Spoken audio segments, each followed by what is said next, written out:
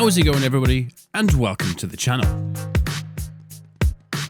Well, it's that time again. OWI pushed another playtest out for Unreal 5 this weekend just gone, and like I promised, I jumped on it as soon as I could. I won't lie though, I did this very begrudgingly because the last three have been a complete dumpster fire. But there was one thing that caught my attention, and that is because this build was no longer on Unreal 5.3, it was on Unreal 5.5.4. So with this came some performance changes. Now, I have a little bit of inside information from Zeno and Slim Norby I can share on this, but before I get into that, I want to give you guys my honest thoughts on this first, because let's be honest, that's what you're all here for.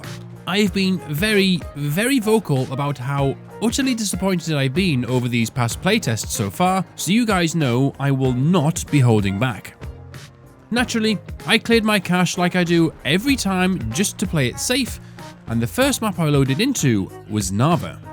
Now, this map has run okay for me in previous builds, but the foliage has always looked crap for me due to the weird upscaling issues we're forced to use. Upon loading in, I noticed all of my graphics were set to epic across the board, and my FPS wasn't great. I scaled it back on TAA to around mediums, and things felt reasonable, but I did notice that the environment didn't look as hazy or as messed up. The Vaseline was missing. Optics felt okay, but still wasn't blowing me away, but I kept on persisting with different graphic settings, tweaking it here and there to see what made the biggest difference for me, and it wasn't until I tried this next setting that it totally changed for me. But before I tell you what that was, let me introduce you to today's sponsor for this video. Yes, I need the money, I'm in between jobs right now, don't hate me. And that is War Thunder. If you love big explosions, intense dogfights, and driving tanks through historical or chaotic battles like I do, then War Thunder is where it's at. I've been playing War Thunder since 2012, yes, over a decade, and the game just keeps getting better and better. You can take command of over 2,500 vehicles across land, sea and air, everything from 1920s biplanes to modern fighter jets and main battle tanks. And it's not just about numbers. War Thunder has realistic graphics, authentic sound, and it feels like you're in the middle of a battlefield. It's free on PC, Xbox, PlayStation, and even mobile, so there's no excuse not to jump in. If you are a new or returning player on PC or console, use the links down below to get a bunch of free goodies like Silver Lions, 7 days of premium, and even some exclusive skins to give you a head start. Join over 70 million players worldwide and try it out. You'll thank me later. Right, where were we? Oh, that's right, my graphics settings in Squad. When I switched from TAA to DLSS, which was rather reluctantly may I add, it completely transformed everything. My FPS actually went up. I'm getting frames per second, not frames per day. And furthermore, the optics look clear, like as clear as they are in Unreal 4, maybe even a bit better. There was absolutely no hitches whilst ADSing or playing, and the environment didn't look like mush. I changed my settings again to pretty much everything on high and the quality preset on DLSS, and for the first time over all of the playtests, the game looked better for me than in Unreal 4 Squad, and it ran better. I actually enjoyed playing the game. Yeah, I was only getting around 60 to 70 FPS, but remember, I do play at 4K resolution, and I'm now running my graphics higher than Unreal 4, so this for me was a huge win. But it wasn't just the FPS, the frame spacing felt much better. The whole experience was so much smoother, and I could finally focus on fighting the enemy and not the game itself. Moving on to Black Coast, I was very skeptical. In fact, I was pretty confident that this would come unstuck and revert back to being woeful on this map. Nope, it was actually really good. So, I picked up the Marksman kit to get a good feel for it. Don't laugh, because the Marksman kit's got the strongest magnification, so if there's going to be any issues, this is where it will be most likely to show up. But again, I couldn't falter it. 70 plus FPS, steady for the entire game, no freezes while scoping in and out, and I was able again to focus on the job at hand whilst actually admiring how much better the game looks.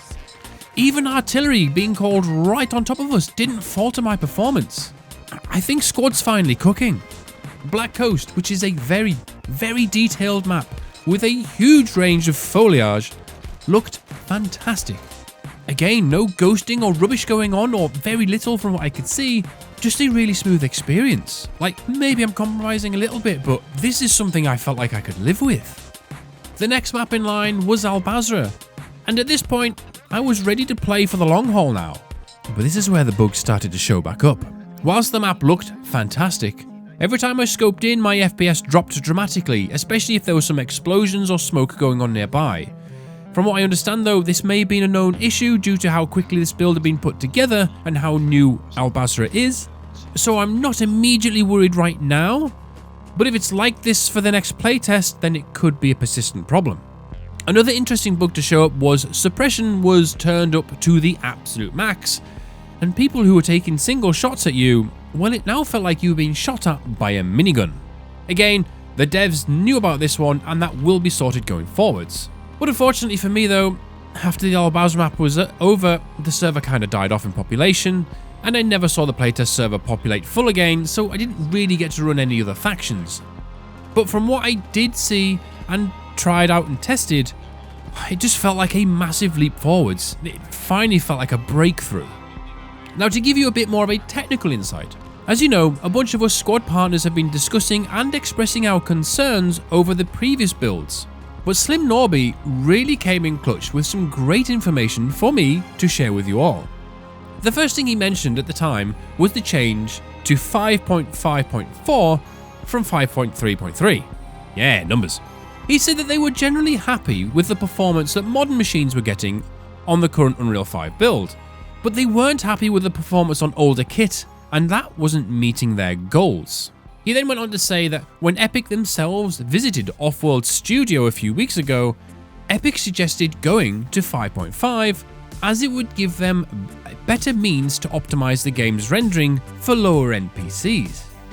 He also said they don't usually rush into these changes due to wanting to wait for things like plugins needing to be updated and hotfixes to mature. Now, they had tried 5.5 late last year, but clearly wasn't up to standard at the time. But they moved and updated again when Epic released a hotfix and updated to 5.5.4 in March.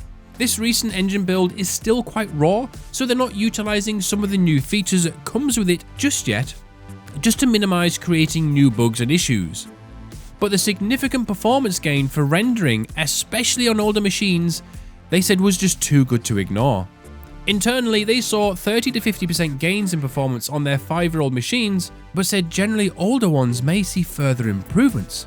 But the bottom line is, better performance than Unreal 4. In fact, when I was playing with Norby on the Unreal 5 playtest, he was using a 9-year-old laptop, and he said the game was in a playable state. When he went back and played that exact same map on Unreal 4, an absolute no-go. Now, I believe OWI may be putting a dev blog together about all of this after some more testing and results to show you guys a more in-depth look as to just how far things have come, but at the same time that may not be out until after 9.0 is released, because it's obviously still being actively worked on. We'll just have to wait and see, but I really hope that they do this alongside some more fireside chats.